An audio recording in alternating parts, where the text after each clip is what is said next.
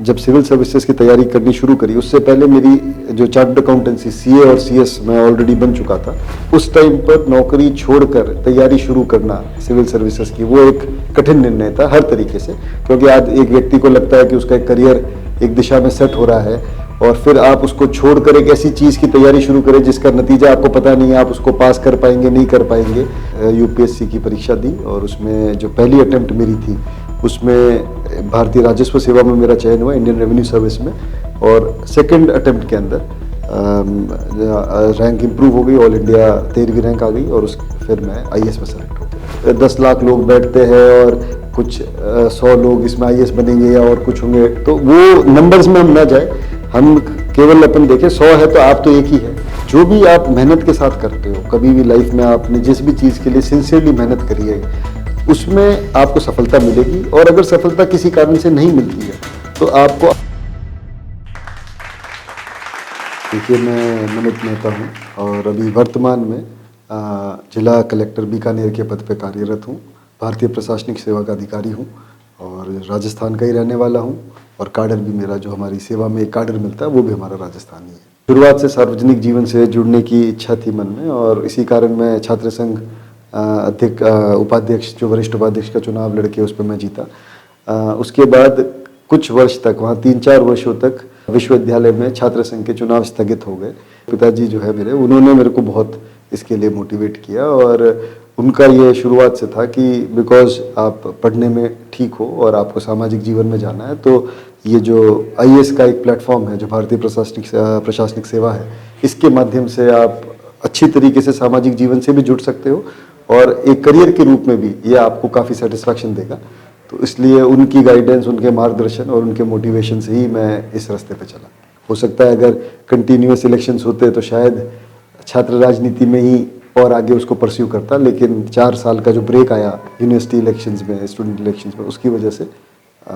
मैं यूपीएससी की तरफ ध्यान दे पाया और उसकी तैयारी करी। जब सिविल सर्विसेज की तैयारी करनी शुरू करी उससे पहले मेरी जो चार्टर्ड अकाउंटेंसी सीए और सीएस मैं ऑलरेडी बन चुका था, और सीएस करके कैंपस प्लेसमेंट से मेरी दोहा कतर, वहाँ पे वो टाटा, वो मतलब एक अच्छी कंपनी में जॉब भी लग गई थी और मैं वो जॉब करने भी चले गया था, लेकिन मेरे को वहाँ पे सेटिस्फैक्शन नहीं मिल रहा था, क्योंकि वही जैसा आपका जो एम होता है जीवन में करने का या जो आप जिस दिशा में जाना चाहते हैं उससे थोड़ी विपरीत थी। तो जब मैं वहाँ था, ऑलरेडी दोहा में जा चुका था, अच्छा पैकेज पे मैं नौकरी पे लगा था,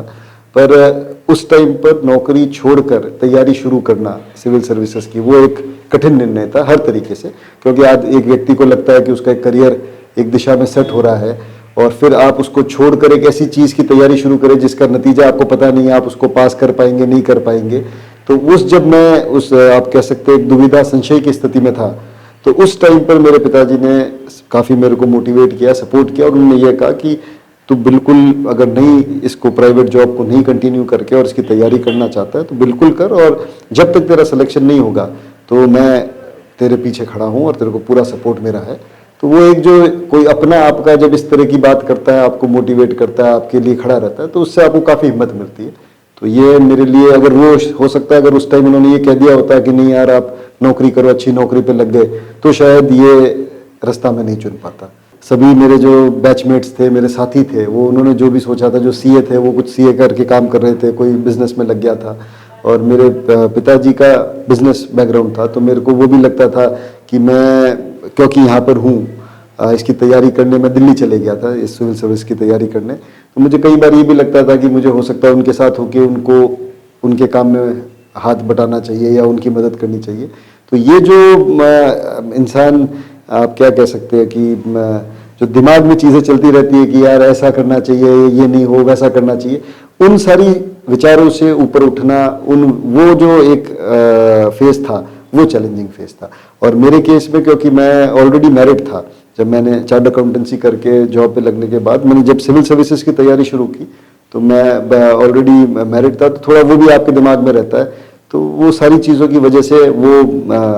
एक आप कह सकते हो कि या तो थोड़ा चैलेंज के रूप में या उस तरीके से। एक एक सेटल्ड जिंदगी को छोड़कर आप इसकी तैयारी शुरू करना स्क्रैच से, क्योंकि जैसे आप सीए करते हैं या और कोई भी प्रोफेशनल कोर्स कोई करता है तो आप स्टेप बाय स्टेप उस कोर्स को कंप्लीट करके एक लेवल पे पहुंचते हैं और फिर आप चाहते हैं कि भाई मुझे समाज में अच्छी नौकरी मिलती है या मैं और कोई समाज में व्यक्तिगत काम करता हूं, पर आप वापस से उस पूरे लेवल से वापस एक स्टूडेंट के रूप में शुरुआत करके वापस जीरो पे आए, फिर आप शुरुआत करें। तो ये जो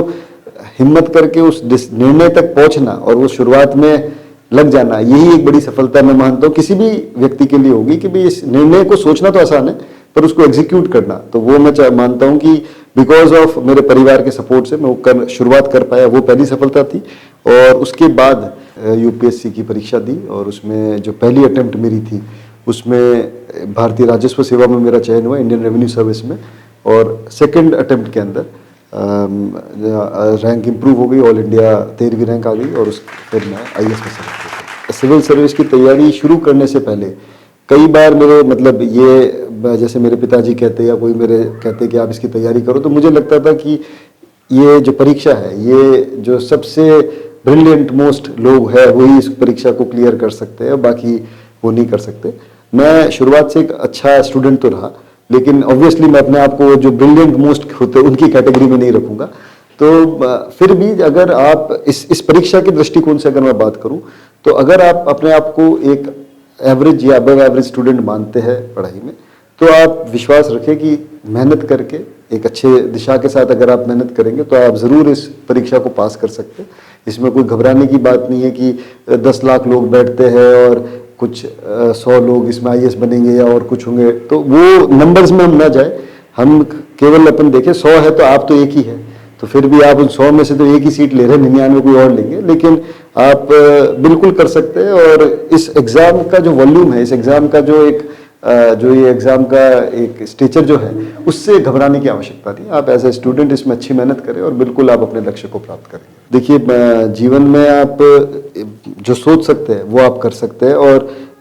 जो भी आप मेहनत के साथ करते हो, कभी भी लाइफ में आपने जिस भी चीज़ के लिए सिंसियरली मेहनत करी है उसमें आपको सफलता मिलेगी। और अगर सफलता किसी कारण से नहीं मिलती है तो आपको आवश्यक रूप से कोई उससे अच्छी या उससे बेहतर चीज़ ऊपर वाले ने आपके लिए सोच रखी है। तो निराश नहीं होना है। अपने एक व्यक्ति के हाथ में अपने कर्म है, अपना आपका जो उद्देश्य है उसकी प्राप्ति के लिए आप केवल कर्म कर सकते हो सही भावना से,